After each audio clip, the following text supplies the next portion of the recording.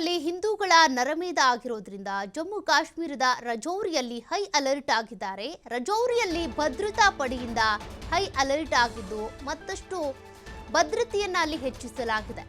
ರಜೌರಿಯಲ್ಲಿ ಜಮ್ಮು ಕಾಶ್ಮೀರ ಪೊಲೀಸರು ಸೇರಿದಂತೆ ಭಾರತೀಯ ಸೇನೆ ಸಿಆರ್ಪಿಎಫ್ ನಿಯೋಜನೆ ಮಾಡಲಾಗಿದೆ.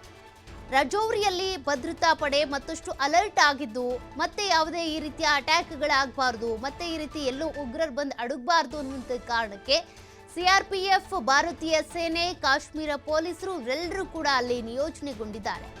ಮಂಜಾಕೋಟ್ ಸೆಕ್ಟರ್ ಹಾಗೂ ಬಿಂಬರ್ಗಲ್ಲಿ ಸೆಕ್ಟರ್, ಜಮ್ಮು ರಜೌರಿ ಪೂಂಚ್ ಹೆದ್ದಾರಿಯಲ್ಲಿ ಹೆಚ್ಚಿನ ಭದ್ರತೆ ವಹಿಸಲಾಗಿದೆ.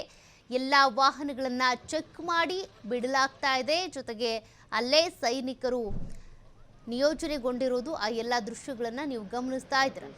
ಯಾವುದೇ ವಾಹನ ಬಂದರೂ ಕೂಡ ಚೆಕ್ಕಿಂಗ್ ಆಗದೆ ಬಿಡ್ತಾ ಇಲ್ಲ. ಜಮ್ಮು ರಜೌರಿ ಪೂಂಚ್ ಹೆದ್ದಾರಿಯಲ್ಲಿ ಭದ್ರತೆಯನ್ನು ಹೆಚ್ಚಿಸಲಾಗಿದೆ. ಎಲ್ಲ ಕಡೆಯೂ ಕೂಡ ಭದ್ರತೆ ಮತ್ತಷ್ಟು ಹೆಚ್ಚಾಗಿದೆ. ಒಂದು ಅಟ್ಯಾಕ್ ಆದ ನಂತರ ಈಗ ಭದ್ರತೆಯನ್ನು ಹೆಚ್ಚಿಸಲಾಗಿದೆ.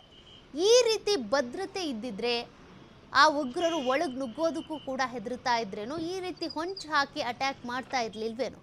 ಬಟ್ ಈಗ ಈ ಒಂದು ಅಟ್ಯಾಕ್ ಆದ ನಂತರ 26 ಜನ ಮೃತರಾದ ನಂತರ ಮತ್ತಷ್ಟು ಭದ್ರತೆಯನ್ನು ಹೆಚ್ಚಿಸಲಾಗಿದೆ. ರಜೌರಿಯ ದೃಶ್ಯಗಳನ್ನು ನೀವು ಗಮನಿಸ್ತಾ ಇದ್ದೀರಾ.